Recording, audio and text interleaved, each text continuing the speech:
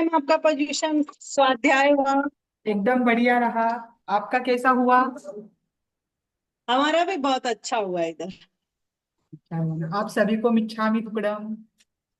मिच्छामि दुक्कडम। हमसे दुख खमत्खामि मिटा आपको है। बारंबार।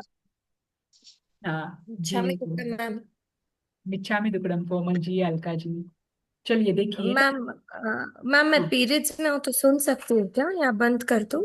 नहीं नहीं, मैं गाथा नहीं लेती हूँ, फिर मैं बस एक्सप्लेन कर देती हूँ। Okay okay. हाँ। ठीक है। देखिए, अवग्रह। अवग्रह को लेकर हमारा चल रहा था। पिछली क्लास में हमने व्यंजनावग्रह और अर्थावग्रह, इनकी व्याख्या देखी थी, और व्यंजनावग्रह को हमने पूरी तरह से देख लिया था। एक बार अवग्रह, इहार, अवाय और धारणा की व्याख्या क्या है वो देख लेते हैं, ताकि उनके पर्यायवाची नाम और उनके भेद तो आपको आ जाएंगे। पर्यायवाची नाम क्या है वो आपको समझने में आसान रहेगा। ठीक।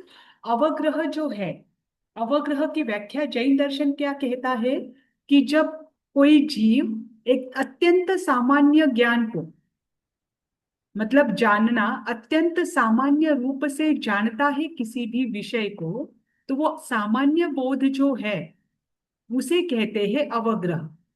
है ना? यह किसे कहते हैं? यह हमेशा अवग्रह के पश्चात होता है और अवाय से पहले होता है। ठीक। अवग्रह के पश्चात यानी जिसमें जानने की शुरुआत होती है वो अवग्रह। अब अवग्रह में ये चीज सही है, गलत है, सत्य है, असत है, इसका कोई भेद नहीं होता। अवग्रह में सीधा क्या किया जाता है, जो ग्रहित अर्थ है उसको लिया, मतलब उसको पहचाना जाता है। जैसे कि कुछ तो है, आपको जो ज्ञान होता है कुछ तो है, इसमें आपको अभी तक कोई व्यवस्थित रूप से ज्ञान नहीं हुआ है, आपको अभी बस ज्ञान की आपकी शुरुआत है। ये शुरुआत होने के पश्चात जैसे जैसे आपका ज्ञान बढ़ता जाता है, या उस विषय को लेकर जो वस्तु आप जान रहे हो उसे लेकर आप में एक स्थिरता आने लगती है, विशेषता आने लगती है, उसके बाद आप सोचते हो कि ये क्या होना चाहिए। तो ये क्या होना चाहिए, जैसे कि हमने एक एग्जाम्पल देखा था कि अंधेरे में आपको कुछ तो स्पर्श हुआ, पर जब आपने बहुत ज्यादा उपयोग उसमें लगाया तो आपको ये महसूस हुआ कि ये लंबा है। ये लंबा है तो ये रस्सी होनी चाहिए या फिर सर्प होना चाहिए। मतलब रस्सी भी हो सकती है, सर्प भी हो सकता है। अब इसमें से एक बात सही है, एक बात गलत है। तो अवग्रह में सही और गलत इन दोनों को साथ में लिया जाता है, वहां पर वो विश्लेषण नहीं किया जाता कि सही क्या है गलत क्या है ना? फिर उसके बाद जो ईहा होता है, ईहा में दोनों को जाना जाता है। जैसे कि अवग्रह में आपको इतना तो महसूस हुआ कुछ तो है, अब आप ईहा में आ गए तो ईहा में आपको ये शंका हुई कि ये रस्सी होनी चाहिए या सर्प होना चाहिए। ठीक। अब आपका जो ये है, सोचने का तरीका हो या सोचने का डिरेक्शन हो, वो डिरेक्शन सत्य की ओर जाने लगता है। आप क्या महसूस करते हो कि नहीं, अगर ये सर्प होता तो ये हिलता, ये हिल नहीं रहा है तो ये रस्सी हो सकती है। ये जो आपके मन में एक को लेकर विशेष विश्वास आ जाता है कि ये रस्सी होनी चाहिए। तो सत्य को या सही ज्ञान को लेकर जब आप में विशेषता आ जाती है, सही ज्ञान की ओर जब आप मुड़ने लगते हो, अभी तक पूरी तरह से मुड़े नहीं हो, आप मुड़ने लगते हो, उसे कहते हैं ईहा। ईहा में क्या होता है कि आप सामान्य से विशेषता की ओर जाते हो, लेकिन उसका वास्तविक अर्थ क्या होना चाहिए, जिसे भी आप जान रहे हो उसका सही अर्थ क्या होना चाहिए, इस ओर आपकी विशेषता होती है, इस ओर आपकी शुरुआत होती है, सही अर्थ की ओर। है ना? तो यह जो है ये संशयात्मक ज्ञान है, इसमें अभी भी आपको कंफर्म नहीं हुआ है कि वो चीज क्या है। लेकिन इसमें एक है कि जो सत्य है, जो सही ज्ञान है, उस ओर आप कदम उठाते हो। है ना? तो अवग्रह में सत और असत दोनों प्रकार के विषय का ग्रहण होता है, और इहा में सत को ग्रहण करने का शुरुआत होती है, मतलब सत्य को, सही अर्थ को ग्रहण करने की शुरुआत होती है, अभी भी पूरी तरह से ग्रहण किया नहीं है। इसीलिए इहा को संशय के बाद पकड़ा जाता है कि अभी भी आप किसी विषय पर नहीं आए हो, परंतु विषय की ओर आपकी प्रवृत्ति हो चुकी है। ठीक। फिर आता है अवाय। फिर यहाँ में क्या करते हो आप, अंत में निर्णय कर लेते हो कि ये रस्सी ही है। जब ये निर्णय हो जाता है, इस निर्णयात्मक ज्ञान को अवाय कहते हैं। इसीलिए अवाय के और दो नाम भी मिलते हैं, निश्चयात्मक ज्ञान और निर्णयात्मक ज्ञान। ठीक। तो अवाय में क्या होगा, निश्चय होगा कि ये चीज वही ही है ना। और फिर धारणा में क्या हो जाता है, धारणा में आपके संस्कार पड़ जाते हैं, जिसमें आपको कोई चीज अवाय में स्पष्ट हो चुकी है, आपने निर्णय ले लिया है कि ये रस्सी ही है। अब जब जब भी अंधेरे में आपको रस्सी का स्पर्श होगा, उस समय पूर्व के संस्कार के कारण आप तुरंत जान जाओगे कि ये क्या है, रस्सी है। ये है आपकी धारणा। ठीक। इसके आगे एग्जाम्पल आएंगे, पहले इनके भेदों को बताया गया है। हमने व्यंजनावग्रह देखा था, व्यंजनावग्रह के तीन कारण भी देखे थे, उसके जो भेद है, चार भेद भी देख लिए थे। अब हम लिखेंगे अवग्रह में अर्थावग्रह। ठीक। अभी देखिए, अर्थावग्रह के 6 प्रकार है, ये आपको बताने की जरूरत नहीं है, हर जगह 5 इंद्रिय और एक मन, उसे 9 इंद्रिय शब्द आएगा, ये 6 भेद रहेंगे। ठीक। अब अर्थावग्रह को लेकर उन्होंने क्या एक्सप्लेनेशन दिया है, देखिए। अर्थावग्रह 6 प्रकार का होता है, श्रोतेंद्रिय अर्थावग्रह, चक्षुरेंद्रिय अर्थावग्रह, घ्राणेन्द्रिय अर्थावग्रह, रसनेन्द्रिय या जिह्वेन्द्रिय अर्थावग्रह, स्पर्शनेन्द्रिय अर्थावग्रह और 9 इंद्रिय अर्थावग्रह। अब अर्थावग्रह की व्याख्या की है कि जो सामान्य मात्र का ग्रहण है विषयों का। देखो, प्रत्येक इंद्रियों के विषय होते हैं। जैसे आंख का विषय रूप है ना, कान का विषय शब्द है, स्पर्श का विषय आपका स्पर्श है, रसना का विषय शब्द बोलना या रस है, और नाक का विषय गंध है ना। तो प्रत्येक इंद्रियों के विषय होते हैं, उन विषयों को सामान्य मात्र से सामान्य रूप से ग्रहण करना, वो अर्थावग्रह है ना। इसमें भी आपको अभी तक पूरा ज्ञान नहीं हुआ है। फिर अर्थावग्रह को ज्ञान के अंतर्गत क्यों लिया है, क्योंकि यही से आपकी ज्ञान की शुरुआत होती है, ध्यान रखना। यही व्यंजनावग्रह जैसे ज्ञान का कारण है, व्यंजनावग्रह भी कोई आपको ज्ञान नहीं कराता है, फिर भी उसको ज्ञान के अंतर्गत लिया है। कौन से ज्ञान के भेद हम देख रहे हैं,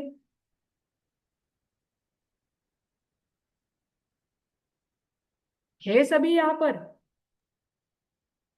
यस मति मैम, ज्ञान मति के, ज्ञान के, मति हाँ, ज्ञान मति के, ज्ञान के मति भेद देख ज्ञान, रहे हैं। है ना।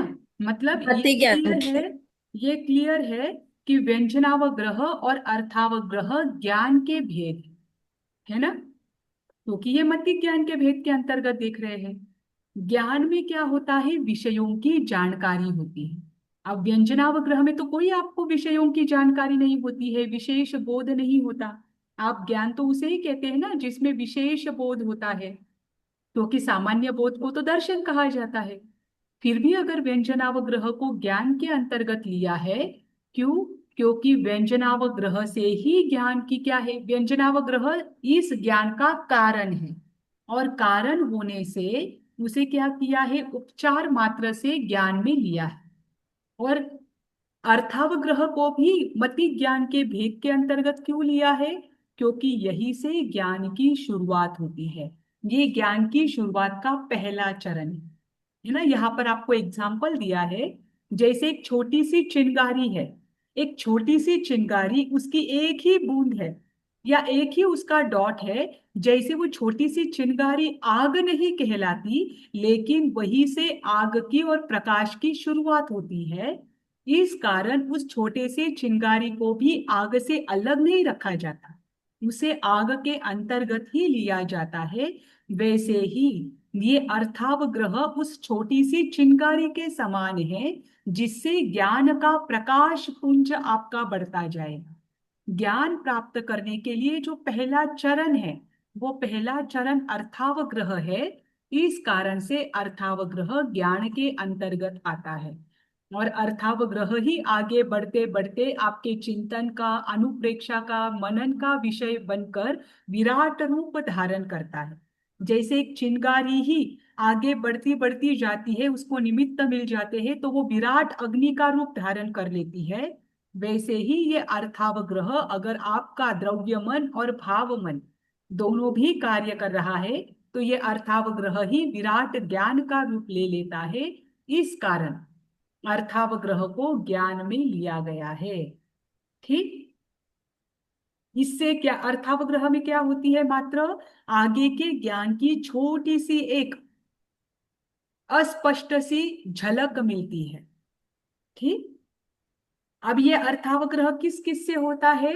तो पांच इंद्रिय और मन के माध्यम से होता है। यहाँ पर मन को नो इंद्रिय कहा है। मन दो प्रकार के हैं, आप सभी को पता है। आप पढ़ोगे भी बाद में तो आपको क्लियर हो जाएगा। दो प्रकार के मन है, द्रव्य मन, भाव मन। द्रव्य मन मात्र सन्नी पंचेंद्रिय जीवों को होता है। ध्यान रखना। द्रव्य मन कैसे प्राप्त होता है? जब मन पर्याप्ति नाम कर्म का क्षयोपशम होता है, जिस कारण से हमारे अंतर में वह शक्ति उत्पन्न होती है कि हम स्पष्ट रूप से सोच सके, मनन कर सके, चिंतन कर सके। ऐसी शक्ति जब हमारे मन में अंदर उत्पन्न होती है तब उस मनोवर्गना के पुद्गलों को द्रव्य मन कहा जाता है। ध्यान रखना, जब अगर द्रव्य मन नहीं है तो आपका भाव मन भी अव्यक्त होता है। भाव मन बिना द्रव्य मन के स्पष्टता नहीं ला सकता। यही अंतर हम में और एकेंद्रिय जीवों में है।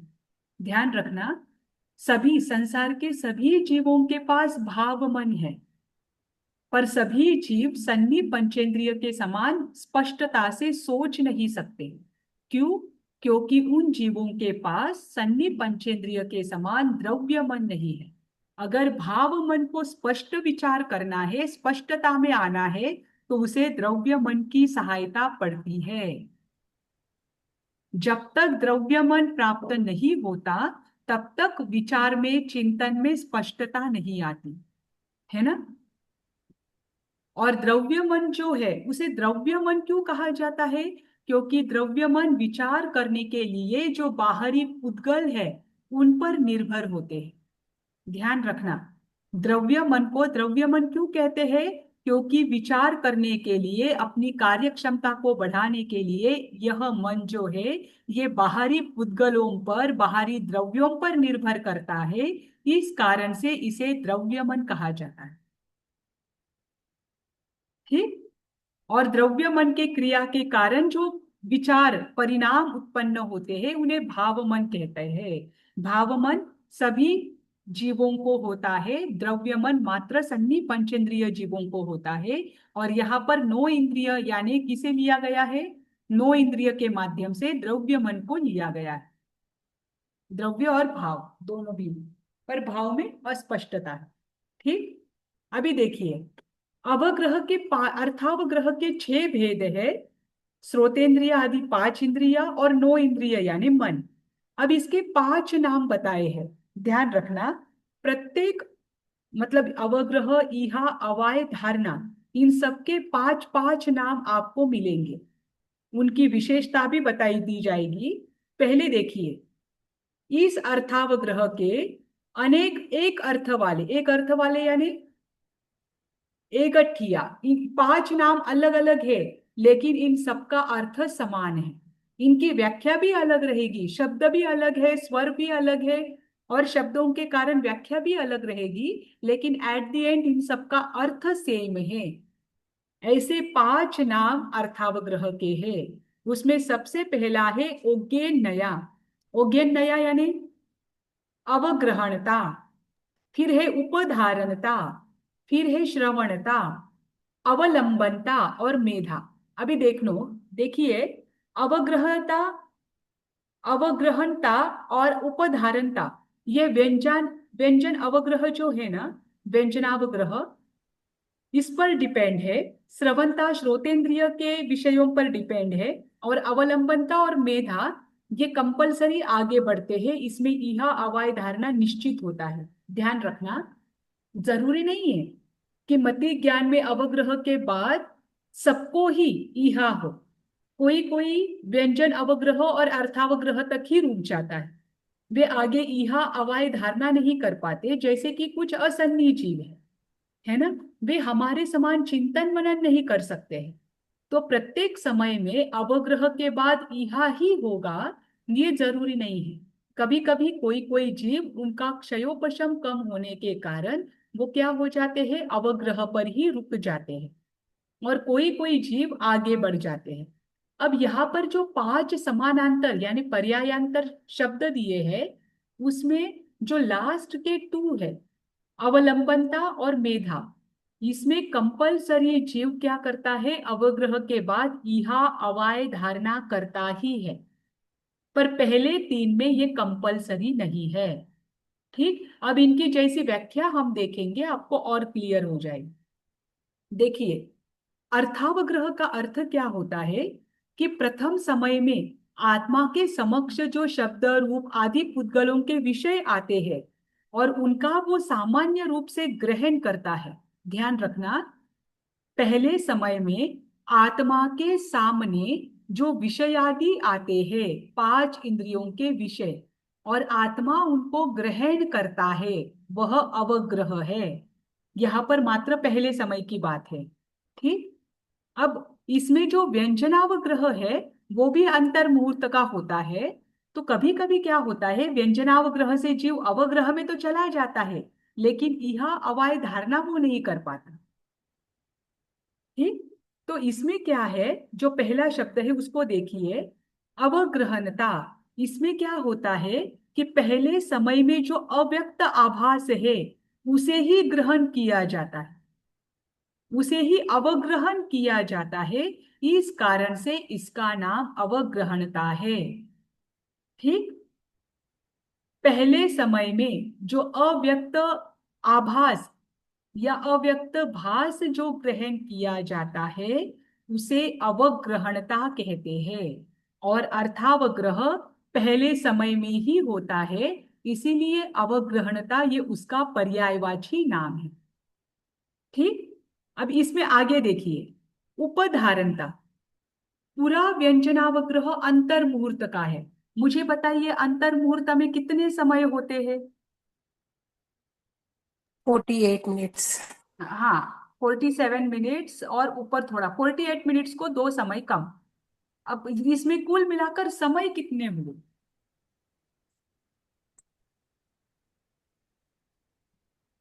अंतर मुहूर्त में कितने समय होते हैं? संख्या समय हो जाते हैं ना मैम। हाँ, असंख्यात समय होते असंख्यात हैं। समय, असंख्यात समय। करेक्ट, असंख्यात समय होते हैं। अब देखिए, अवग्रहणता और उपधारणता का अर्थ समझिए। शब्दादि पुद्गलों को पहले समय में अव्यक्त रूप से ग्रहण करना, ये भी अवग्रह है, और 47 मिनट तक व्यंजनावग्रह हो सकता है। इसका अर्थ है कि पहले समय के बाद असंख्यात समय तक एक एक उद्गल में विशेष विशेष ग्रहण की क्रिया को ग्रहण करना, या फिर विशेष विशेष रूप से जानना और आगे बढ़ना, ये जो दूसरे समय से लेकर आगे के असंख्यातवें समय तक होता है उसे उपधारणता कहते हैं।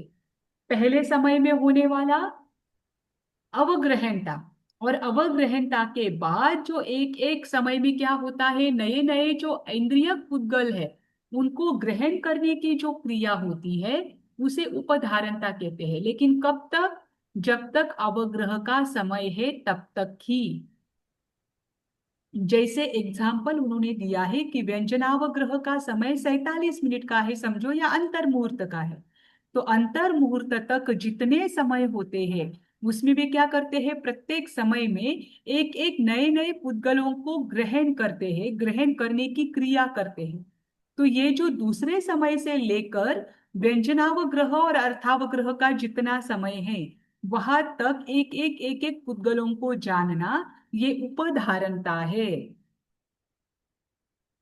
और दूसरी बात, एक और बात बताई है कि अव्यक्त से व्यक्त की ओर ले जाने वाला जो अवग्रह है वह उपग्रहणता है या उपधारणता है।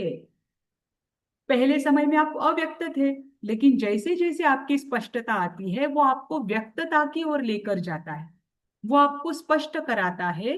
तो जो स्पष्ट करावे वो उपधारणता है। फिर तीसरा कौन सा है? श्रवणता। जो अवग्रह श्रोतेंद्रिय से होता है उसे श्रवणता कहते हैं। ध्यान रखना, श्रोतेंद्रिय से होने वाला अवग्रह श्रवणता कहलाता है। फिर है अवलंबनता, अर्थ को ग्रहण करना। अर्थ का अर्थ क्या होता है? यहां पर अर्थ का मतलब क्या रहेगा?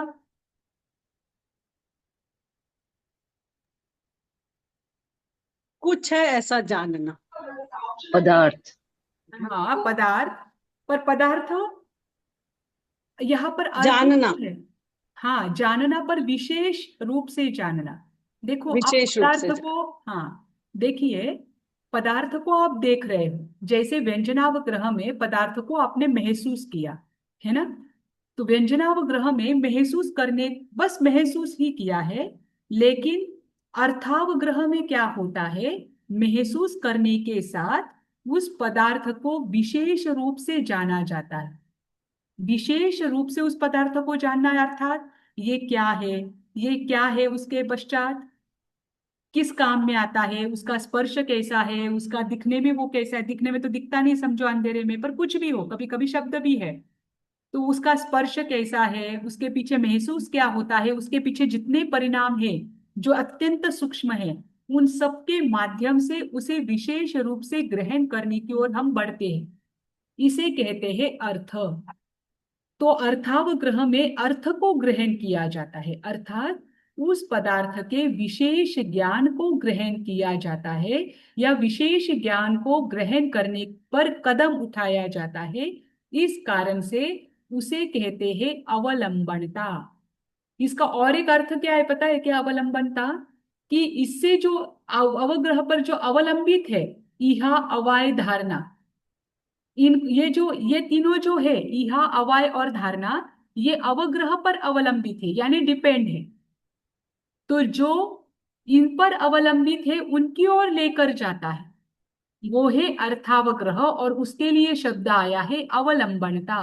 मतलब ये निश्चित है, अवलंबनता में अवग्रह के बाद इहा अवाय धारणा होता ही है। ठीक।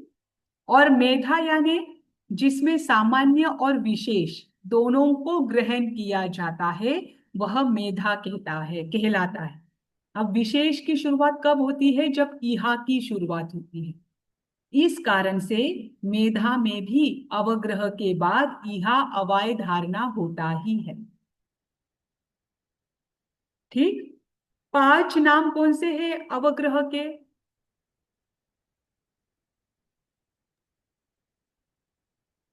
कोई है? ग्रहणता, उपधारणता, श्रवणता, अवलंबनता और मेघा। इसमें अवलंबनता और मेधा, ये दो अर्थ ऐसे हैं, या दो नाम ऐसे हैं जो अवग्रह के बाद इहा अवाय और धारणा इस प्रोसेस को कराते ही है। ठीक। अभी देखो इहा, इहा में क्या होता है? इहा में ध्यान रखना दो चीजों का। इहा में आप विशेष की ओर प्रवृत्ति करते हो, उसके बाद आपको ये रस्सी है या सर्प है ऐसा संशय होता है। ये तो मैं एग्जांपल दे रही हूँ, हर चीज इसमें आप लागू कर सकते हो। जैसे अंधेरे में आपको स्पर्श हुआ है, तो आपने क्या सोचा? ये एक तो रस्सी होनी चाहिए या फिर ये सर्प होना चाहिए। तो दोनों में आपको क्या है? यहाँ पर संशय है। तो यहाँ में संशय भी होता है, और संशय होने के बाद यहाँ में और एक विशेष बात होती है कि जो सही है उसकी ओर प्रवृत्ति शुरू हो जाती है। जैसे कि अगर जिसको आपको स्पर्श हुआ है वो रस्सी है, तो आप रस्सी की ओर, ये रस्सी होनी चाहिए, इस बात की ओर आप आगे बढ़ जाते हो। मतलब निश्चय की ओर आपका कदम बढ़ जाता है। तो यहाँ में 3 बातें कौन सी होती है? कि विशेष का ग्रहण होता है, 2 विषयों में संशय होता है कि ये क्या होना चाहिए, और जो वास्तविक है उस ओर में आपकी प्रवृत्ति बढ़ जाती है। जैसे एग्जाम्पल क्या लिया हमने? रस्सी है या स्पर्श सर्प है। तो आप में दोनों को लेकर ये रस्सी होनी चाहिए या फिर सर्प होना चाहिए, ये संशय भी है और ये हिल नहीं रहा है, तो इस कारण ये रस्सी ही होनी चाहिए। रस्सी की ओर आपका कदम बढ़ चुका है। ये तीनों बातें ईहा में होती है। ठीक। अब ईहा के भी कितने भेद है? 6 भेद है। 5 इंद्रियों के 5 और एक 9 इंद्रिय यानी मन। ठीक। इस ईहा के 5 पर्यायवाची नाम है। वे 5 पर्यायवाची नाम कौन कौन से हैं? आभोगणता, मार्गणता, व्यतिरेक, चिंता और विमर्श। अभी देखो, आभोगनता का अर्थ क्या होता है कि अर्थावग्रह के पश्चात वस्तु का जो वास्तविक अर्थ है, उस वास्तविक अर्थ की विशेष की दिशा में प्रेरित यानी पर्यालोचना को क्या कहते हैं? आभोगनता कहते हैं। जो वास्तविक अर्थ है उस ओर व्यक्ति की प्रवृत्ति शुरू हो जाती है। अभी तक उसने निर्णय नहीं लिया है कि ये यही है, पर जो वास्तविक अर्थ है उस ओर उसकी प्रवृत्ति शुरू होना, वह क्या है? ईहा है। और उसके लिए शब्द आया है आभोगणता। ठीक। फिर उसके बाद है मार्गणता। मार्गणता में जो विपरीत कर्म है और जो संबंध कर्म है, यानी अनुकूल जो कर्म है और प्रतिकूल जो कर्म है, उनको उनके उनके गुणों के द्वारा समझने की क्रिया की जाती है। ठीक। मतलब इसमें अनुकूल और प्रतिकूल दोनों प्रकार के क्या करते हैं?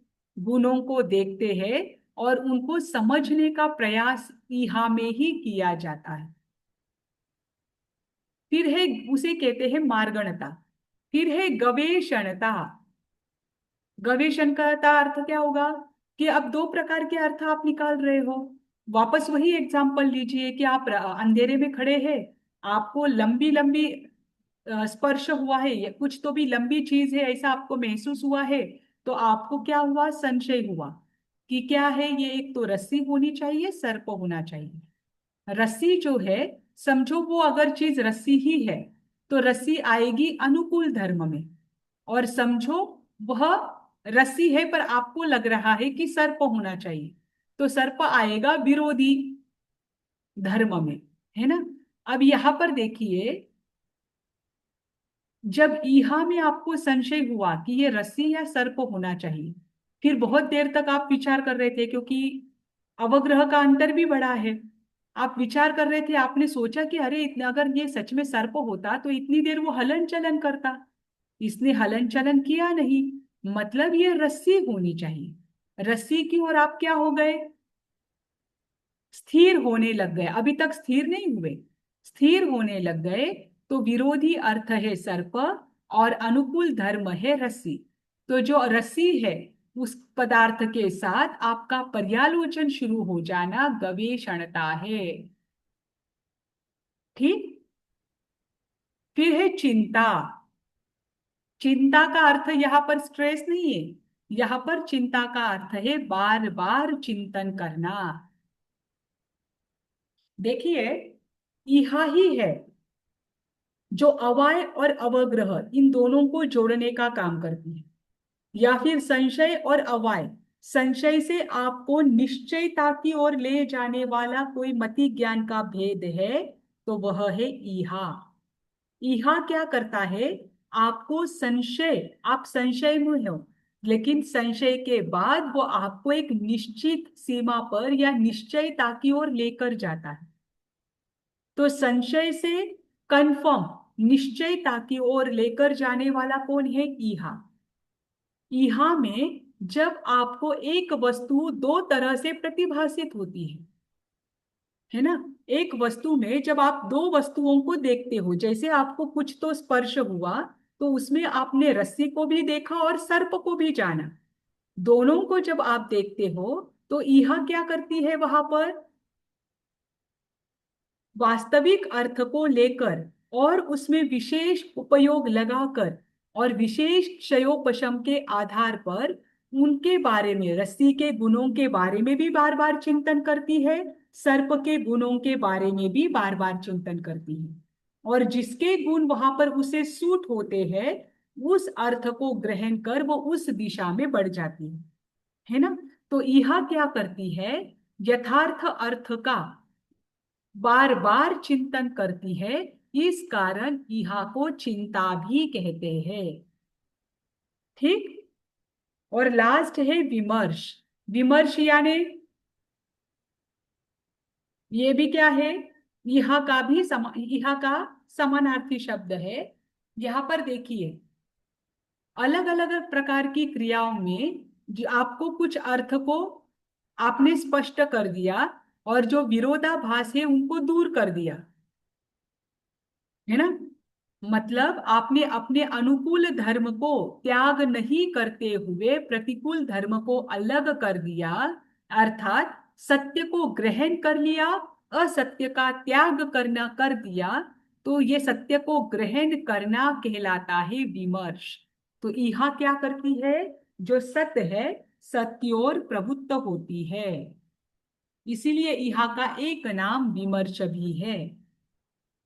ठीक। देखिए यह के 5 नाम कौन से हैं? अवगोहनता, मार्गनता, गवेष्टता, चिंता और विमर्श। करेक्ट। अभी अवाय देखो, अवाय के लिए 2 नाम कौन से देखे थे हमने, निश्चयात्मक और निर्णयात्मक। तो अवाय से आपको तो वैसे भी ध्यान में आ गया होगा कि जिसमें निश्चय किया जाता है वह क्या है, निश्चयात्मक ज्ञान है। ध्यान रखना। तो अवाय में सत्य का निश्चय किया जाता है। यहाँ में तो आप कंफ्यूज थे ये है या वो है, पर अवाय में अब कंफर्म हो गया कि वो क्या है ना, उसे अवाय कहते हैं। इसीलिए इस ज्ञान को क्या कहते हैं, निश्चयात्मक ज्ञान भी कहते हैं। इसके भी 6 भेद है, 5 इंद्रियों के 5 अवाय और 9 इंद्रिय यानी मन का एक अवाय। अब ये जो अवाय है इसके भी 5 भेद देखने को मिलते हैं, 5 पर्यायवाची नाम। वे पर्यायवाची नाम कौन से हैं, आवर्तनता, प्रत्यावर्तनता, अवाय, बुद्धि और विज्ञान। ये पांचों भी अवाय के नाम है। इनका अर्थ देखिए, आवर्त आवर्तनता। आवर्तनता का अर्थ क्या है कि यह के बाद हमने हमारा निश्चय हो गया कि वो चीज क्या है, वो वस्तु क्या है। वो निश्चय होने के बाद भी हमारे जो परिणाम है वो क्या करते हैं, उन पदार्थों का विशेष ज्ञान प्राप्त करते हैं। जैसे कि आपको घड़े का स्पर्श हुआ अंधेरे में, तो आपने पहचान लिया कि अरे ये घड़ा तो क्या है, कड़क कड़क लग रहा है। फिर जब आप लाइट आई हो या कुछ भी हो, पर जब आप जान जाते हो कि ये क्या है, घड़ा है, तो वो घड़ा ही नहीं जानते हो आप, उस घड़े का कलर जानते हो, उस घड़े की साइज जानते हो, उस घड़े की मिट्टी को देखते हो, फिर वो घड़ा कहाँ से बना हुआ है वो आप जान जाते हो, बहुत सारी चीजें आप जान लेते हो। तो इसमें क्या होता है आवर्तनता में कि यह के बाद आप निश्चय में आ गए, पर निश्चय में आने के बाद भी आपके परिणाम क्या है, उस पदार्थों से विशिष्ट ज्ञान को प्राप्त कर रहे हैं निरंतर, वो है आवर्तनता। ठीक। फिर है प्रत्यावर्तनता। अब आवर्तनता में क्या होता है, विशिष्ट ज्ञान प्राप्त होता है ना। और आप सोचिए प्रत्यावर्तनता में वापस पहले से, जैसे आवर्तनता में आप सीधे से नीचे गए, ऊपर से नीचे गए, प्रत्यावर्तनता में नीचे से ऊपर जाना है। देखो आवर्तनता से प्राप्त जो बोध है वो क्या है, इहा द्वारा ही अर्थों के विशिष्ट ज्ञान प्राप्ति के प्रत्यावर्तना कहते हैं। देखिए आवर्तनता में क्या होता है, आपने आगे आगे बढ़ते गए और विशेष रूप से जाना। अब प्रत्यावर्तनता क्या करता है, उस अवाय से वापस पीछे जाते हुए और ज्ञान की प्रत्यालोचना करता है, मतलब उसको सोचता है, उसका चिंतन करता है। जैसे कि मुझे रस्सी का स्पर्श हुआ, तो पहले मुझे क्या स्पर्श हुआ, अवग्रह में क्या मुझे कैसा वो स्पर्श था। फिर इहा में आपने क्या किया था, रस्सी के विविध गुणों को भी जाना था। फिर आ, सर्प के गुणों को भी जाना था। फिर इहा के अंतर्गत आपने जिन गुणों को जाना था वहां पर इसकी पुनः चर्चा की जाती है, चिंतन किया जाता है। और ये जो ज्ञान प्राप्ति है, जो अवग्रह में आपने सोचा था, चिंतन किया था, इहा में आपने जो चिंतन किया था, उन सब के माध्यम से वापस क्या करते हैं, बोध को प्राप्त हवाएं। करते हैं। बोध को प्राप्त करते हैं, इसे कहते हैं प्रत्यावर्तनता। देखिए, अवय में सारे ज्ञान निश्चयात्मक है। आवर्तनता और प्रत्यावर्तनता ये एक दूसरे के अपोजिट है। जैसे कि आवर्तनता में क्या होता है, इहा के बाद निश्चय करके बोध रूप परिणाम से विशिष्ट ज्ञान प्राप्त किया जाता है। मतलब लाइन में चला है, व्यंजनावग्रह, अर्थावग्रह, इहा और फिर अवाय। प्रत्यावर्तनता में क्या होता है, पुनः उल्टा चला जाता है। आप अवाय में आए हुए हो क्योंकि आप अवाय के भेद देख रहे हो।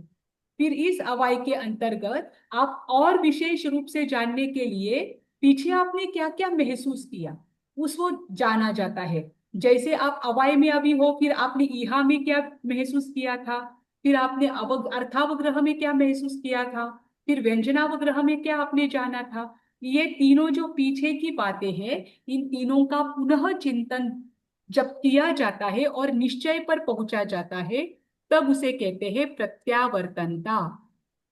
ठीक। अवय तो नाम है ही कि प्रत्येक पदार्थ का सही रूप से निश्चय करना, वह अवय है। बुद्धि, बुद्धि किसे कहते हैं, जो निश्चयात्मक ज्ञान होता है उसे बुद्धि कहते हैं। जहां पर संशय हो, जिस बुद्धि में संशय हो या जिसे संशय के रूप में देखा जाता है, वो कुछ भी अवाय के अंतर्गत नहीं आता। अवाय के अंतर्गत वही शब्द आएंगे जो निश्चयात्मक है। ठीक। और उसके बाद है विज्ञान। फिर निश्चय किए हुए ज्ञान से आपको विशिष्टतर ज्ञान की अनुभूति होती है। वो क्या है, वो है विज्ञान, है ना। अब ये जो है अवाय, अवाय के पांच भेद कौन से है। आवर्तनता, प्रत्यावर्तनता, अवाय, बुद्धि और विज्ञान। विशिष्टतर ज्ञान को क्या कहा जाता है, जो निश्चय किया गया विशिष्टतर ज्ञान है वो क्या कहलाता है, विज्ञान कहलाता है। विज्ञान। हाँ।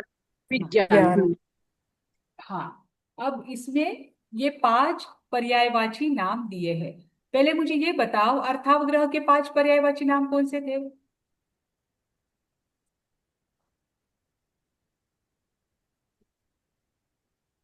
अर्थावग्रह के पांच पर्यायवाची नाम कौन से हैं। श्रोतेंद्रिय नहीं अर्थावग्रह नहीं और नहीं नहीं नहीं चक्षु नहीं, इंद्रिय ग्राण। पर्यायवाची नाम।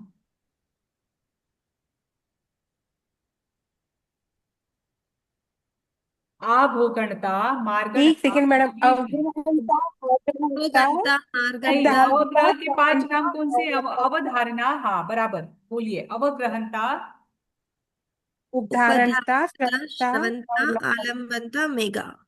मेगा। इसमें कौन से, इन पांच प्रकारों में से कौन से ऐसे दो भेद हैं जो कंपलसरी यह अवय और धारणा करवाते हैं।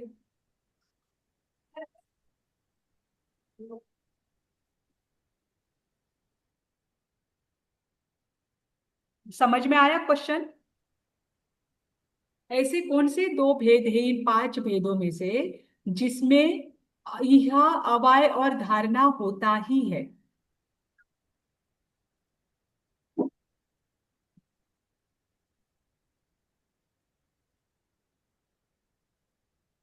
उपधारणता और श्रवणता मैम।